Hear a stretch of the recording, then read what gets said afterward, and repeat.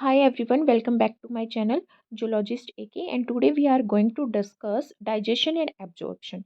ये video lecture basic रहेगा। इसमें हम कुछ बेसिक्स के बारे में डिस्कस करेंगे जैसे nutrient and type of nutrition means mode of nutrition and then we will discuss about different types of digestion like intracellular and extracellular digestion. सबसे पहले हम बात करते हैं न्यूट्रिएंट की।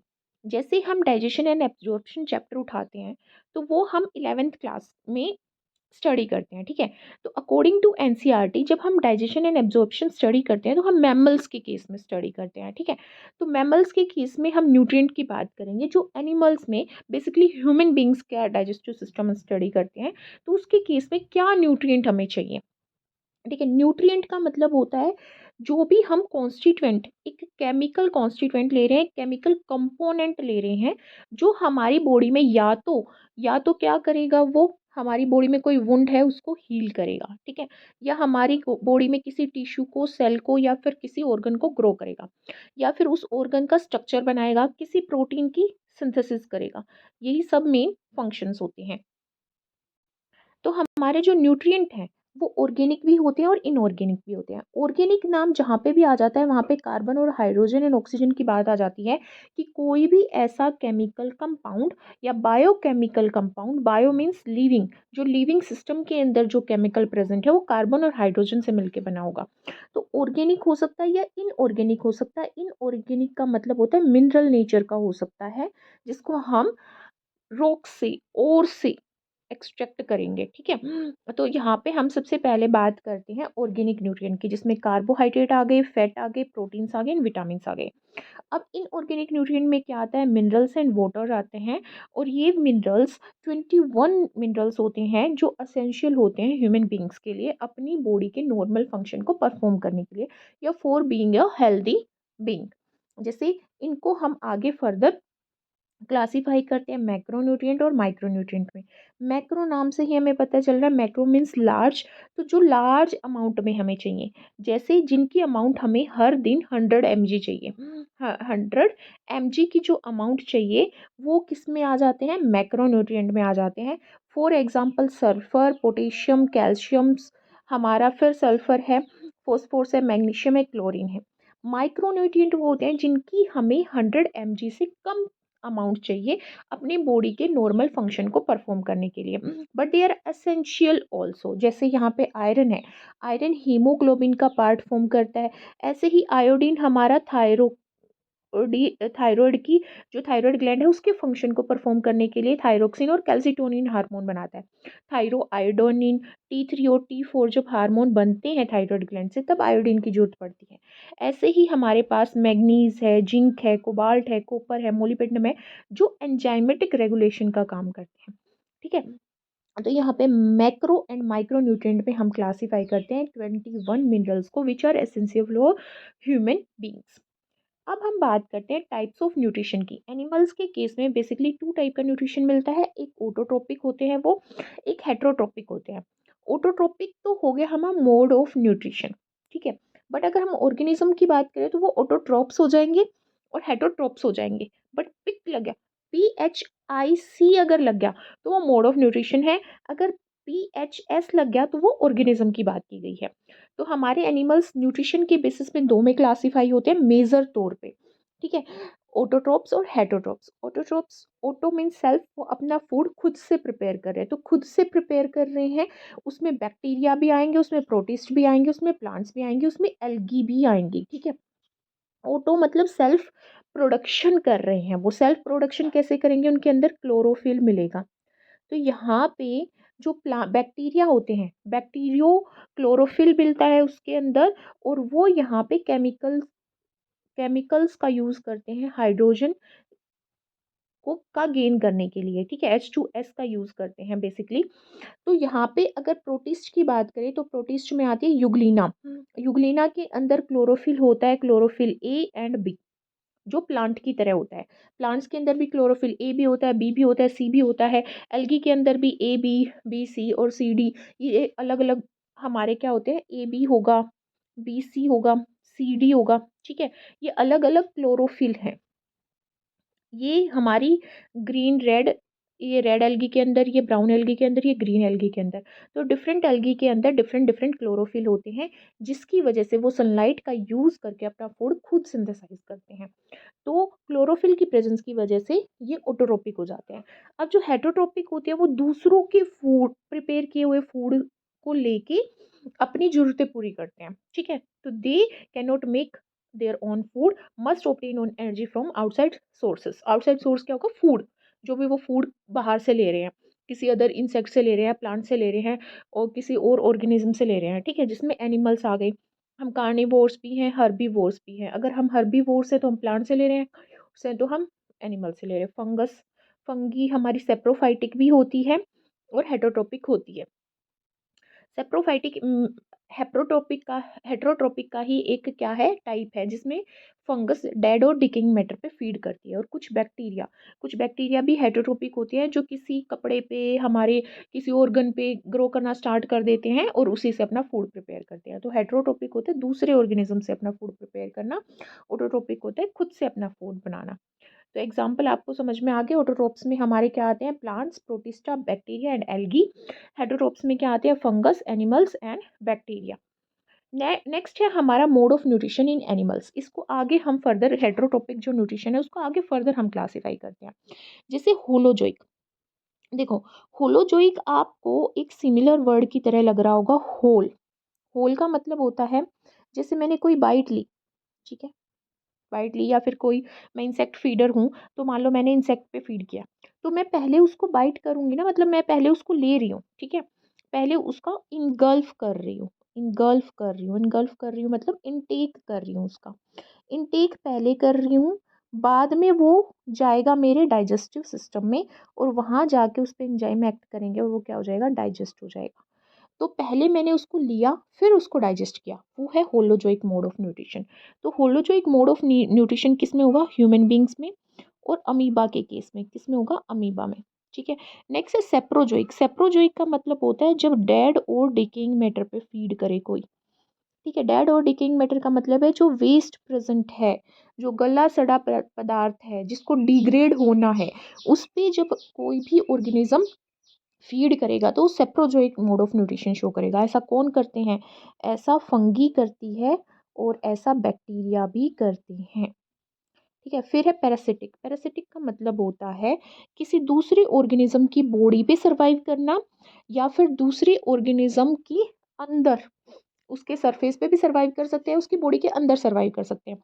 तो वहाँ पे अपना शेल्टर भी उधर से ही लेना, शेल्टर भी उधर से ही लेना, और अपना फूड जो है, न्यूट्रिशन भी उधर से ही गेन करना। तो पैरासिटिक में क्या आ जाते हैं? पैरासिटिक हमारी फंगी भी पैरासिटिक होती है, ठीक है। हमारे जो प्रोटोजोआ है वो भी पैरासिटिक होते हैं। प्रोटोजोआ में सबसे अच्छा एग्जाम्पल क्या है पैरासिटिक का? प्लाज्मोडियम। जो प्लाज्मोडियम पैरासाइट है, ये क्या कोज करता है? मलेरिया कोज करता है।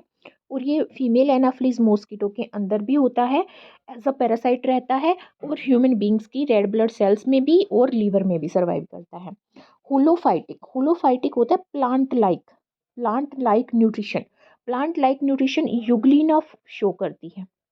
कौन शो करती है? यूग्लिना। अब जो यूग्लिना है, यूग्लिना जो है वो हमारी है तो क्या? प्रोटिस्टा। क्या है वो? प्रोटिस्टा में आती है, प्रोटिस्टा किंगडम है, इस किंगडम के अंदर यूग्लिना आती है। बट इसके अंदर क्लोरोफिल मिलता है और ये फूड सिंथेसाइज करती है जिसे प्लांट करते हैं। तो ये autotrophic mode of nutrition show करती है, इसीलिए इसको होलोफाइटिक बोला गया है, प्लांट लाइक न्यूट्रिशन। बट ये प्लांट नहीं है, ये एनिमल है, ठीक है। इंसेक्टिवोर्स जो इंसेक्ट पे फीड करे, ठीक है, इंसेक्टिवोर्स जो इंसेक्ट पे फीड करे, जैसे लिजार्ड हो गई हमारी, ठीक है, जैसे फ्रॉग हो गया हमारा, ठीक है। तो एम्फीबियंस और रेप्टाइल्स ये आ गए। अगर प्लांट्स प्लांट्स की हम बात नहीं कर रहे हैं, यहाँ पे मोड ऑफ न्यूट्रिशन हम प्लांट्स की बात नहीं कर रहे हैं, बट अगर प्लांट्स की बात करें तो कौन से ऐसे प्लांट्स होते हैं जो इंसेक्टिवोर्स होते हैं? इंसेक्टिवोर्स प्लांट में सनड्यू प्लांट आता है हमारा, ब्लेडर वोट आता है, ब्लेडर वोट आता है, और आपने सुना ही होगा Venus fly trap, Venus fly trap आता है, और जिस एक आता है पिक्चर प्लांट, जिसको हम पिक्चर प्लांट बोलते हैं, ठीक है। तो ये सारे क्या हैं? इंसेक्टिवोर्स। नेक्स्ट है लार्वीवोरस। लार्वीवोर्स का मतलब है लार्वा पे फीड करना। अब लार्वा क्या होता है? जब भी कोई एग, जिन इंसेक्ट्स में, जिन ऑर्गेनिजम्स में एग बनता है और एग हैच होके लार्वा बनाता है, लार्वा लोअर ऑर्गेनिज्म होता है एक, ठीक है। इसमें कुछ चेंजेस आते हैं, एनाटॉमिकल और मॉर्फोलॉजिकल चेंजेस आएंगे और फिर ये एडल्ट में कन्वर्ट होगा। तो ये इंटरमीडिएट स्टेज होती है, एग से एडल्ट के बीच में एक लार्वा स्टेज बनती है। तो जहाँ लार्वा पे फीड करते हैं उसको लार्वी वोरस एनिमल बोलते हैं, जैसे फिश होगी और हमारी ड्रैगन फ्लाई होगी, और क्या होगी, ड्रैगन फ्लाई। नेक्स्ट हमारे पास आता है वोरेशियस। वोरेशियस ईटर भी बोलते हैं ना, वोरेशियस ईटर, ऐसा ईटर जो एबनॉर्मल ईटिंग हैबिट शो करे, जो हुज अमाउंट में फूड को कंज्यूम करें।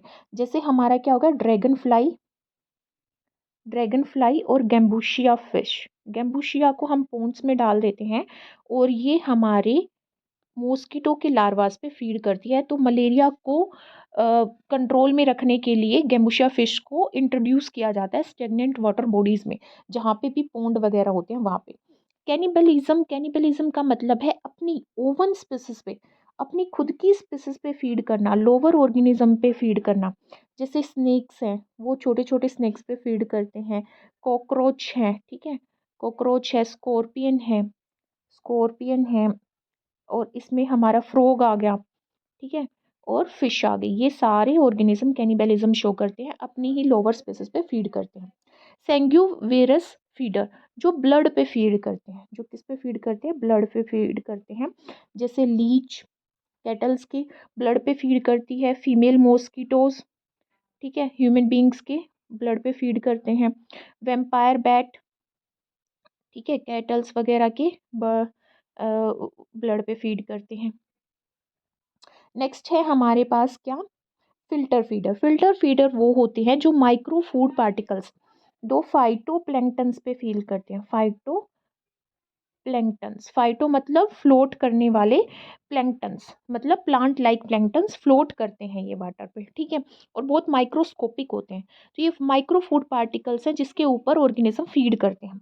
फिल्टर फीडर का एग्जाम्पल है यूनियो, जिसको फ्रेश वाटर मसल भी बोलते हैं।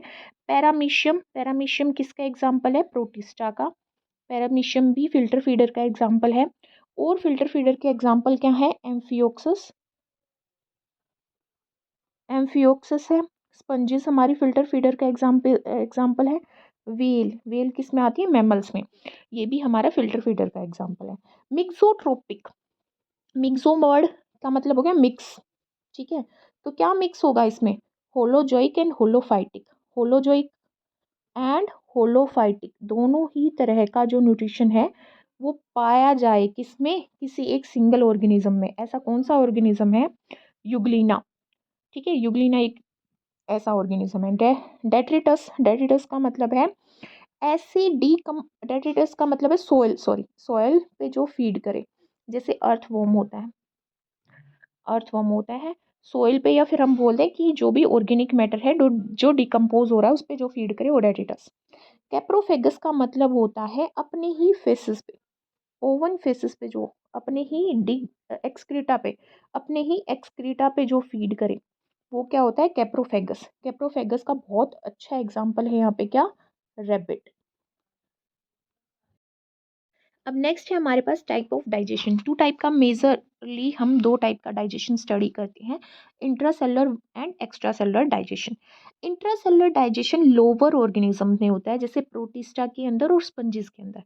इनके अंदर कोई स्पेशलाइज्ड ऑर्गन नहीं होता, जैसे हमारे अंदर एक डाइजेस्टिव सिस्टम होता है ना, इनके अंदर डाइजेस्टिव सिस्टम नहीं होता। तो ये फूड पार्टिकल को ऐसे ही किसके थ्रू, एंडोसाइटोसिस, एंडो का मतलब होता है इंटरनल, साइटोसिस का मतलब होता है जो सेल है, साइटो वर्ड सेल के लिए यूज किया जाता है, साइटोसिस का मतलब है सेल ईटिंग, एंडोसाइटोसिस का मतलब होता है सेल ईटिंग। तो यहाँ पे सेल ईट करती है कैसे, डिफ्यूजन के थ्रू, डिफ्यूजन के थ्रू यूज करेगी, या फिर एंडोसाइटोसिस के थ्रू। सेल क्या करती है, फूड पार्टिकल्स को ईट कर लेती है, जो कि उसके अंदर कोई भी डाइजेस्टिव सिस्टम नहीं है। तो वो क्या करती है, एक वैक्यूल के अंदर, एक वैक्यूल के अंदर फूड पार्टिकल को लेती है, कुछ हाइड्रोलाइटिक एंजाइम्स सिक्रिएट करती है जो उस फूड पार्टिकल को तोड़ देते हैं न्यूट्रिएंट्स में, और वो न्यूट्रिएंट साइटोप्लाज्म में मिक्स हो जाता है और वेस्ट फिर दोबारा से बाहर रिलीज कर दिया जाता है। तो यहाँ पे डायरेक्टली हमारा किसमें, सेल के अंदर हो रहा है डाइजेशन, मतलब वैक्यूल के अंदर हो रहा है, इसलिए इसको इंट्रासेलुलर डाइजेशन बोल रहे हैं, ठीक है। बट जो लार्जर ऑर्गेनिजम्स होते हैं, जैसे रेप्टाइल्स हैं, बर्ड्स हैं, मैमल्स हैं, है ना, जैसे ह्यूमन बींग्स हैं, हम हैं, ठीक है, हम मैमल्स में आते हैं, तो हमारे अंदर एक गट होती है। गट क्या, डाइजेस्टिव सिस्टम होता है। तो हम पहले उस डाइजेस्टिव सिस्टम में फूड को डाइजेस्ट करते हैं, फिर वो इंटेस्टाइन की विलाई में क्या होता है, वो फूड हमारी ब्लड वेसल्स में जाता है, तो हम उसको सोखते हैं, एब्जॉर्व करते हैं किसी गट से, इसीलिए एक्स्ट्रा सेलुलर है, बाहर हम डाइजेशन कर रहे हैं और ब्लड के अंदर हम न्यूट्रिएंट को एब्जॉर्ब कर रहे हैं। जैसे एंजाइम कहाँ पर प्रेजेंट होंगे, इंटेस्टाइन में डाइजेस्ट करेंगे फूड को, ठीक है, वहां से वो न्यूट्रिएंट एब्जॉर्ब किया जाएगा ब्लड में और फिर वो ब्लड से अलग अलग पार्ट में जाएगा, तो इसको बोलते हैं एक्स्ट्रा सेलुलर डाइजेशन।